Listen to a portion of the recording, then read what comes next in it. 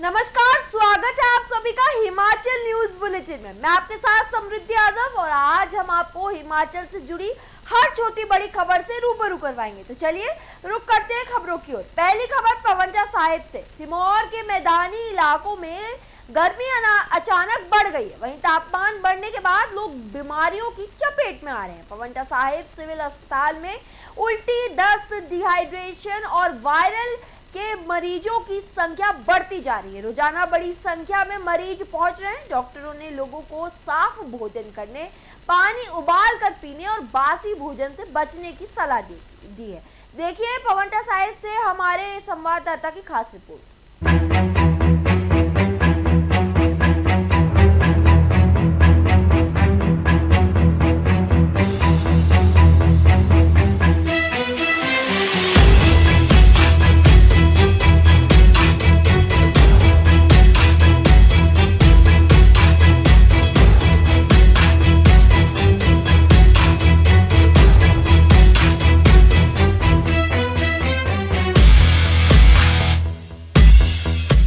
गर्मी पड़ रही है, लोग डिहाइड्रेशन आ रहे हैं, उल्टी दस्त के काफी मरीज आ रहे हैं, वायरल फीवर भी काफी है ना। तो लोगों से ये वो है कि थोड़ा सा कटे हुए फल वगैरह कच्चे ना खाएं, कटे हुए फल ना खाएं। जो चीज गर्म हो जाए या थोड़ी सी ऐसा ना करें कि भाग रखी है, सड़ जाए, सड़ी चीजें ना खाएं। पानी थोड़ा उबाल के पिए, पानी जो है आरओ का पिए या उबाल के पिए। तो थोड़ी बढ़ जाती है, पहले थोड़ी सी ओपीडी बढ़ रही है, अप्रैल में वैसे ही बढ़ जाती है। लेकिन थोड़ा फीवर क्या आ रहा है, फीवर काफी लगा है, जॉन्डिस के पेशेंट आ रहे हैं, उल्टी दस्त के पेशेंट आ रहे हैं, पेनिंग एब्डोमेन के काफी आ रहे हैं। अगली खबर शिमला में से है। शिमला में महिला आरक्षण विधेयक को लेकर सियासत तेज हो गई है। जी आपको बता दें, भाजपा ने कांग्रेस के खिलाफ जन आक्रोश के खिलाफ पदयात्रा निकाली। वहीं छोड़ा मैदान में सैकड़ों महिला कार्यकर्ताओं ने हिस्सा लिया, जहां जयराम ठाकुर ने कहा कि महिलाओं के आरक्षण की दिशा में ठोस कदम से मोदी सरकार उठा रही है। देखिए हमारे संवाददाता की खास रिपोर्ट।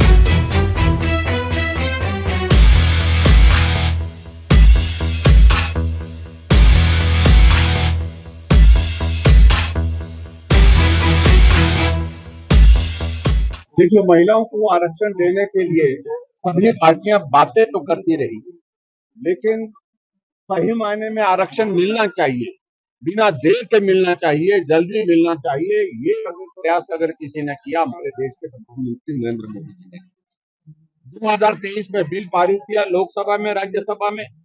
अब इस बिल को लंबे समय तक पारित करके रखना ये उचित नहीं, इसको लागू करना, और लागू करने के लिए 16, 17, 18 अप्रैल को जो विशेष सत्र लोकसभा का, राज्यसभा का बुलाया गया था, उसमें एक ही मंशा थी कि इस बिल को अब लागू करना है। लेकिन दुर्भाग्य है देश का, कांग्रेस ने उस बिल का विरोध किया।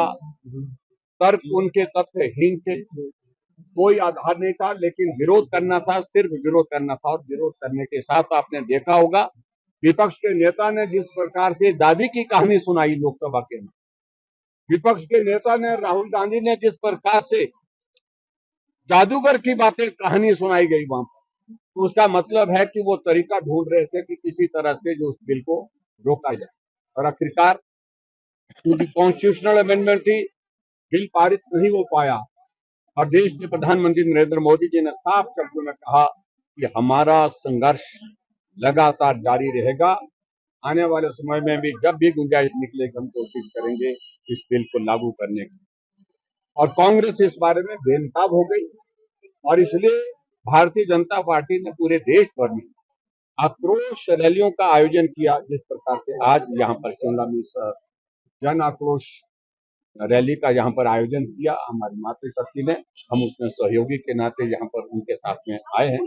और मुझे पूरा भरोसा है कि आने वाले समय में हिमाचल प्रदेश में भी कांग्रेस पार्टी को उखाड़ फेंकने का कांग्रेस की सरकार को उखाड़ फेंकने का अगर सबसे बड़ा काम, सबसे ज्यादा काम अगर कोई करेंगे तो हमारी माता। आज वही आप देख रहे हैं कि महिला आरक्षण का विरोध तो किया, लेकिन महिलाओं का परिहास उड़ाया इस बात को लेकर के 1500 रुपए आपको गारंटी देकर के 3.5 वर्ष का कार्यकाल बीत गया, लेकिन अभी तक भी वो 1500 रुपए नहीं दिए गए। इससे बड़ा अपमान कोई हो नहीं सकता।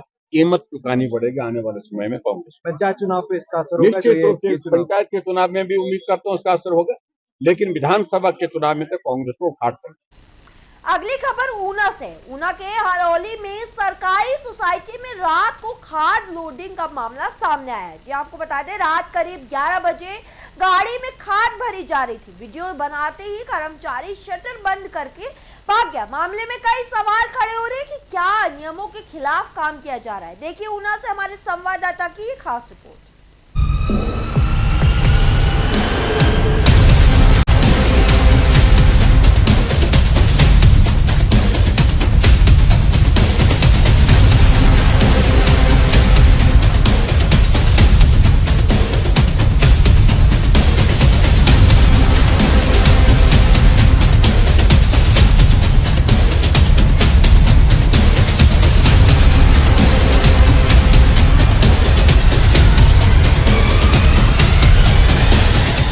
लगभग 11 बजे के बाद जो है नगरोली सोसाइटी से बोरियां जो है वो गाड़ियों में भरी जा रही थी। तो विभाग किस प्रकार की अब कार्रवाई जो है वो करने जा रहा है? मेरे को कृषि उप निदेशक से भी टेलीफोनिक बात से पता लगा। उन्होंने मेरे को बताया कि रात को ऐसी बात हुई है। मेरे को उनको मेरे को तुरंत बोला कि आप वहाँ पे जा करके वहाँ पे स्टोर वगैरह सारा चेक करो, उनका रिकॉर्ड जो भी है उसको चेक करके और उसकी रिपोर्ट बनाओ और मैं भी पूरा उसको देखूंगा। सर, इसमें जो भी अनियमितता पाई जाएगी उसके रूल के हिसाब से पूरी कार्रवाई की जाएगी। कृषि सेवा सहकारी समिति नगरोली की जो खाद की बिक्री की अनियमितता के बारे में जानकारी आपके माध्यम से, मीडिया के माध्यम से हमें प्राप्त हुई है। संबंधित फर्टिलाइजर इंस्पेक्टर हमने को इस संबंध में आगामी कार्रवाई करने के लिए दिशा निर्देश दे दिए गए हैं तथा उन्हें जो भी तथ्य सामने आएंगे सोसाइटी के खिलाफ जो फर्टिलाइजर कंट्रोल ऑर्डर के अंतर्गत जो प्रावधान बनेंगे उनके खिलाफ कार्रवाई करना है। सर, क्या लगता है कि जिस प्रकार से हिमाचल के किसानों को खाद नहीं मिल रही और गाड़ियां भर भर के पंजाब के लोगों को जा रही है, कहीं ना कहीं विभाग की नाकामी से कहें या फिर कहीं ना कहीं व्यवस्था परिवर्तन यहाँ पर दिखाई देता है? इसमें सर विभाग की नाकामी तो कोई लगनी नहीं है। ये तो जो सोसाइटी के प्रबंधक है, ये सोसाइटी की जो कार्य प्रणाली है उसके ऊपर ये काफी जो है। सर, अगर एक्ट की बात करें तो उस एक्ट के प्रावधान अगर दोषी पाए जाते हैं, अगर ये सब कुछ सच निकलता है तो किस प्रकार की कार्रवाई जो है उनके ऊपर हो सकती है? देखिए, इसमें तो सबसे पहले जो है तो एक स्टॉप सेल का नोटिस दिया जाता है अंडर एफसीओ कंट्रोल ऑर्डर के तहत। तो उसके बाद जो है इसकी जो है जांच आगे से एक मामला आपके सामने आया, किस प्रकार की कार्रवाई जो है वो प्रशासन द्वारा जो है वो की जा सकती है? इसमें मीडिया के माध्यम से एक नगरोली में जो है खाद की लोडिंग का मामला रात का सामने आया है। तो इसमें जो है उचित कार्रवाई की जाएगी। पुलिस में एसपी साहब को इसका जो मैटर है वो ऑलरेडी मैंने भेज दिया है, तो वो अपने लेवल पर इसका पूरा इंक्वायरी करेंगे और देखेंगे जो भी इसमें कार्रवाई बनेगी उसको हम करवाएंगे। अगर कुछ भी गलत हुआ तो पुलिस की रिपोर्ट के बाद इसके ऊपर कार्रवाई की जाएगी। क्या पुलिस विभाग उस पर क्या कार्रवाई जो कर रहा है?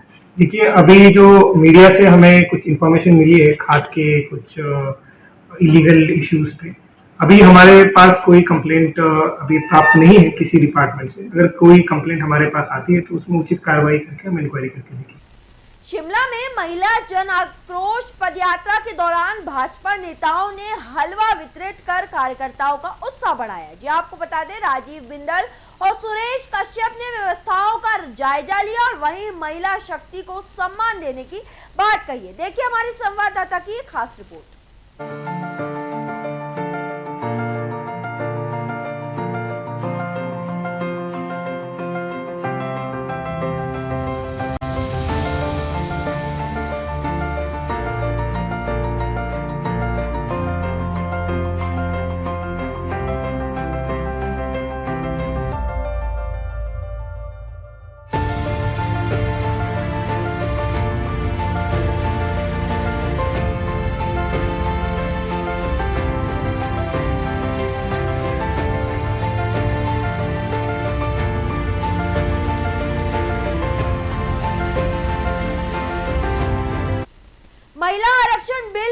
भाजपा नेता रशीमधर सूद ने कांग्रेस पर हमला बोला। उन्होंने कहा कि यह ऐतिहासिक बिल था, लेकिन विपक्ष ने इसे रोकने का काम किया। उन्होंने इसे महिलाओं के अधिकारों के खिलाफ बताया। देखिए हमारे संवाददाता की एक खास रिपोर्ट। एक ऐतिहासिक बिल जो पूरे देश के समक्ष रखा गया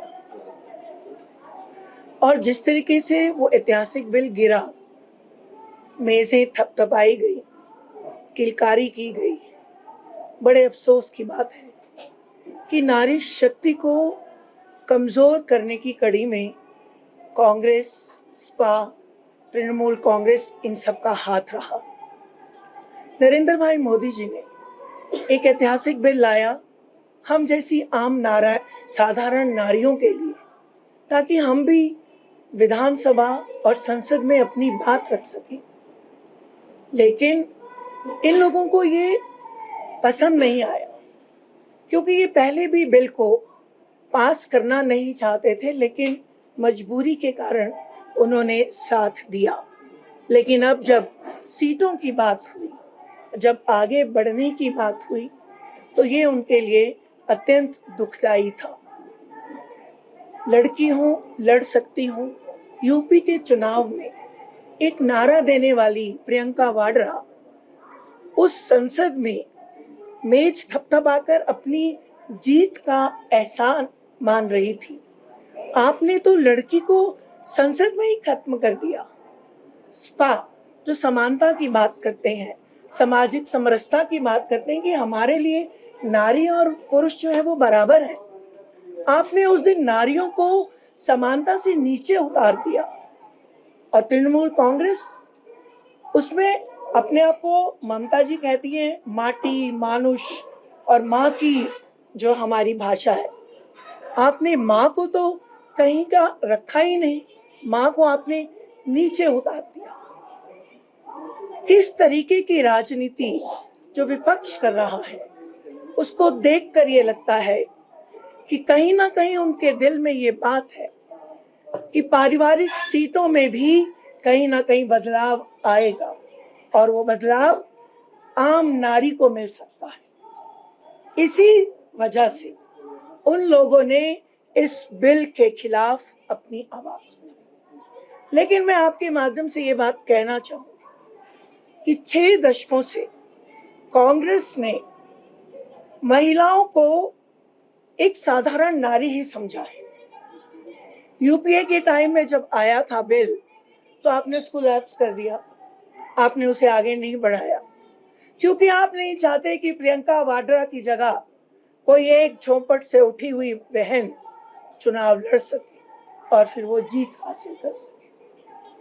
हमारे ना जाने कितने एग्जाम्पल हैं जो इन चुनावों में, आने वाले चुनावों में ऐसी महिला जिसका कोई पॉलिटिकल बैकग्राउंड नहीं है, जिसका कोई पॉलिटिकल लीनेज नहीं है, वो आगे बढ़कर अपनी बात विधानसभा में और संसद में पहुंचा सके। मुझे बड़ा अफसोस है कि हम नारियां जो पूजनीय हैं, जो हमारे अनंत काल से महिलाओं को पूजा जाता है, आपने आज के समय में उसका स्तर नीचे गिराने का प्रयास किया है। ये आक्रोश रैली पूरे देश में हो रही है, हमारे पूरे प्रदेश में हो रही है, और हम जानते हैं कि हमें ये हक मिलेगा। कांग्रेस और उनके जितने भी गठबंधन हैं वो महिला विरोधी हैं और वो महिलाओं का साथ कभी नहीं देंगे, चाहे वो बड़ी बड़ी बातें कर लें। शिमला में भाजपा महिला मोर्चा की डेजी ठाकुर ने कांग्रेस पर निशाना साधा। उन्होंने कहा कि महिला आरक्षण बिल रोकना महिलाओं के साथ अन्याय है और इस पर इसे महिलाओं के सशक्तिकरण का बड़ा मौका बताया गया है। देखिए हमारे संवाददाता की खास रिपोर्ट। में हुआ तो 54 करोड़ की आबादी हमारे देश की थी और उस आधार पे 1976 में 550 का जो सदस्यों का निर्धारण किया गया था, जिसमें से 543 को फाइनल किया गया और आज 140 करोड़ हमारी जनसंख्या है। क्या ये सही है कि अभी तक भी 443 ही सदस्य लोकसभा में हो? क्या ये उस अनुपात से बढ़ना नहीं चाहिए? तो इसलिए परिसीमन होता है, इसीलिए जनगणना होती है। सेंसस जब अब हो रहा है, इट्स ऑलरेडी ऑनगोइंग, सेंसस की प्रक्रिया आरंभ हो चुकी है, परंतु इसको सिर्फ एक एक्सक्यूज बनाया गया, एक बहाना बनाया गया, क्योंकि परिसीमन तो होना ही है। परंतु अगर हम परिसीमन का संशोधन करके इसको लागू कर देते 17 अप्रैल को, तो 2029 में बहनें अपना 1/3 आरक्षण ले लेती और देश की सबसे बड़ी पंचायत में जाकर वो अपना योगदान देती, नीति निर्धारण में वो भी शामिल होती। परंतु इन पार्टियों को ये मंजूर नहीं था। इंडी गठबंधन की जो पार्टियां हैं, ये परिवारवाद वाली पार्टियां हैं। इनको यदि महिला की बात करें, महिलाएं उनको केवल एक मतदाता के रूप में चाहिए, उनको एक भीड़ के रूप में चाहिए, रैलियों में बस में भर भर कर ले जाने के लिए चाहिए, हाथ में उनको झंडे पकड़ने के लिए चाहिए, दरियां बिछाने के लिए चाहिए। यदि महिलाओं का अधिकार की बात करें तो उनकी परिवार की महिलाओं के अधिकार की बात वो करते हैं। कांग्रेस में अगर यदि सबसे पहले किसी महिला की बात होती है तो वो या सोनिया गांधी की होती है या प्रियंका गांधी वाड्रा की होती है। सपा में यदि बात होती है तो सबसे पहले डिम्पल यादव की बात होती है। इसी प्रकार आरजेडी में राबड़ी की बात होगी, मीसा की बात होगी। उनको परिवारवाद से ऊपर कुछ नजर नहीं आता। जब सामान्य घरों से महिलाएं आगे जाएंगी और नीति निर्धारण में अपनी भागीदारी करेंगी और राजनीति में वो आगे बढ़ेंगी, तो इनकी महिलाओं को चुनौती हो जाएगी। इसलिए वो महिलाओं को आगे आने ही नहीं देना चाहते। ये बहुत दुर्भाग्यपूर्ण है और इसीलिए हमारा ये मानना है कि जो इन्होंने बहाने बनाए, क्या बहाने बनाए हैं?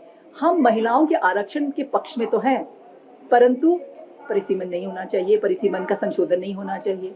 हम महिलाओं के आरक्षण के पक्ष में तो हैं, परंतु सीटें नहीं बढ़नी चाहिए। हम महिलाओं के आरक्षण के पक्ष में तो हैं, पर दक्षिण के लोगों के साथ नाइंसाफी हो जाएगी। ये सब गलत है। इन सब के जवाब सदन में दे दिए गए आदरणीय गृह मंत्री द्वारा, आदरणीय प्रधानमंत्री जी द्वारा, परंतु ये सुनना ही नहीं चाहते हैं। ये केवल षड्यंत्र है महिलाओं को पीछे रखने का, परंतु अब महिलाएं पीछे नहीं रहेंगी। आपने देखा ही है 2014 के बाद किस प्रकार से महिलाओं की जो स्थिति है उसमें सुधार हुआ है, किस तरह से बेटी बचाओ बेटी पढ़ाओ के कारण से महिलाओं को, बच्चियों को शिक्षा मिली है, किस प्रकार से भ्रूण हत्या में नियंत्रण हुआ है, किस प्रकार से हमारा जो ये आगे की जो अनेक योजना है वो उसका लाभ महिलाओं को मिला है। अब आप देखिए प्रधानमंत्री आवास योजना से 73% जो घर हैं वो महिलाओं के नाम पर हैं। जो ये उज्ज्वला योजना है उससे धुएं से महिलाओं को राहत दी गई है। लगभग 10.5 करोड़ जो है कनेक्शंस एलपीजी के जो महिलाओं को दिए गए हैं। इसी प्रकार से जो नल हैं वो घरों घरों में लगे हैं, लगभग 15 करोड़ जो है कनेक्शंस दिए गए हैं।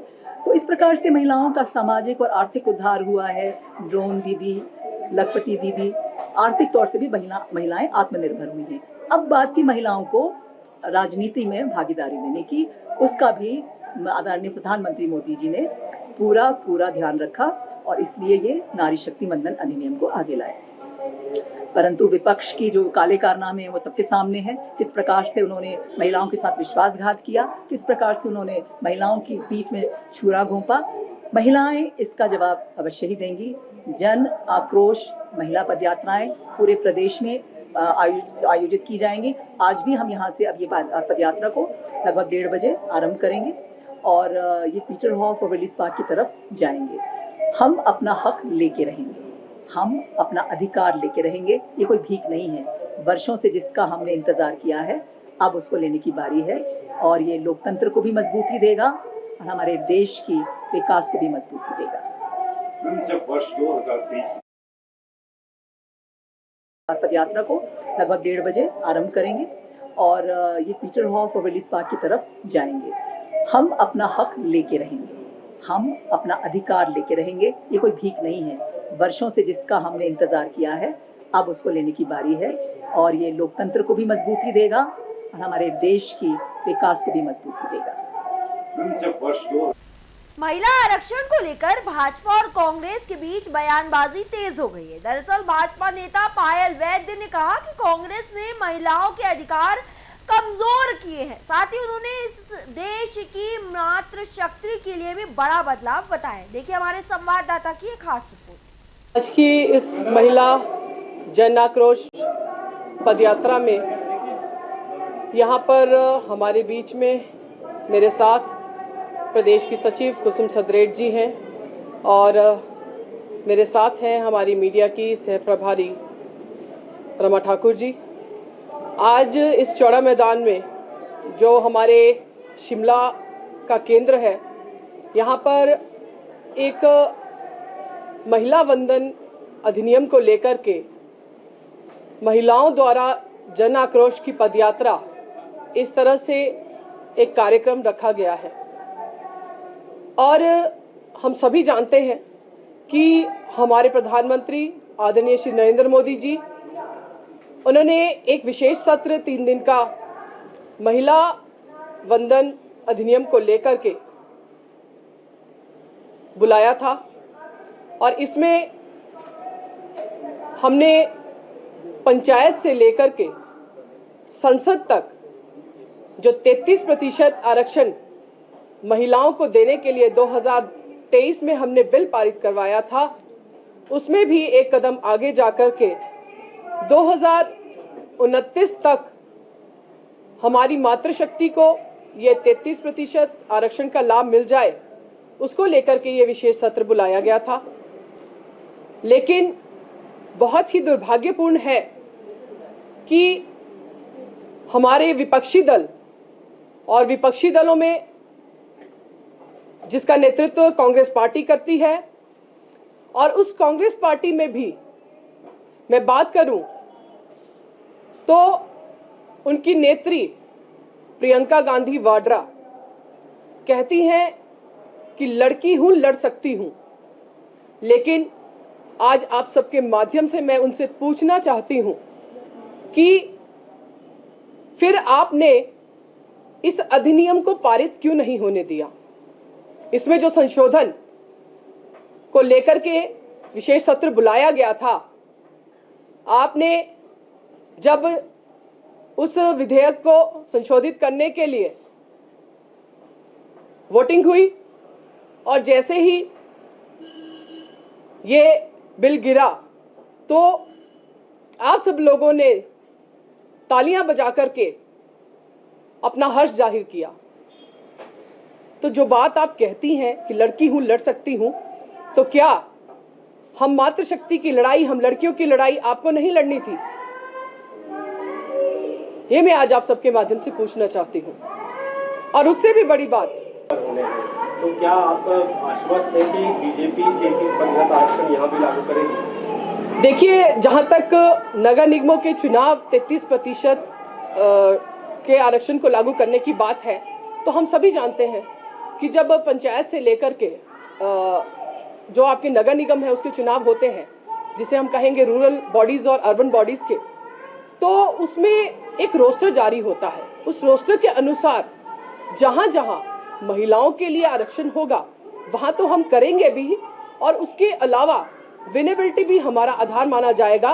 तो मुझे पूरा इस बात को लेकर के उम्मीद करती हूं कि आने वाले समय में इसमें भी आपको, क्योंकि इसका सबसे सफल उदाहरण अगर मैं दूं तो जब हमारे नेता प्रतिपक्ष आदरणीय जयराम ठाकुर जी पंचायती राज मंत्री थे, तो सबसे पहले हिमाचल प्रदेश में उन्होंने 50% आरक्षण जो है वो पंचायत में जो है लागू किया था। और हम सभी जानते हैं कि 58% से अधिक बहनें जो हैं उसमें जीत के आई थी। तो हिमाचल जो है इसमें अग्रणी रहा है, और निश्चित ही आने वाले चुनावों में भी हमारी मातृशक्ति जो है वो अधिक मात्रा में आगे आएगी। और पंचायतों में हम कांग्रेस को ये बता देंगे, चाहे पंचायतें हैं चाहे अर्बन बॉडीज़ हैं, कि किस तरह से भारतीय जनता पार्टी उसको आउटकम करती है। पायल जी, जो कांग्रेस कह रही है कि डिलिमिटेशन की क्या जरूरत है, जो सीटें अभी हैं उस पे ही आप आरक्षण दे दीजिए 33%, उसमें क्या दिक्कत हो रही है? देखिए, इसकी एक प्रक्रिया है और हम सभी जानते हैं।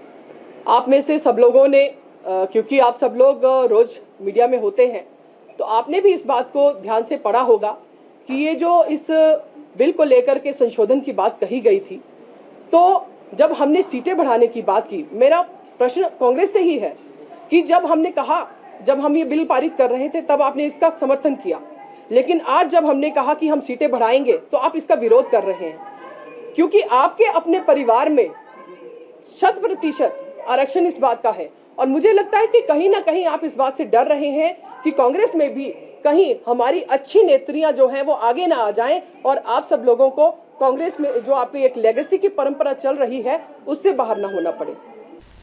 फिलहाल मेरे साथ इस बुलेटिन में इतना ही। ऐसे और खबरें और अपडेट्स के लिए देखते रहिए लोकल 7 न्यूज़।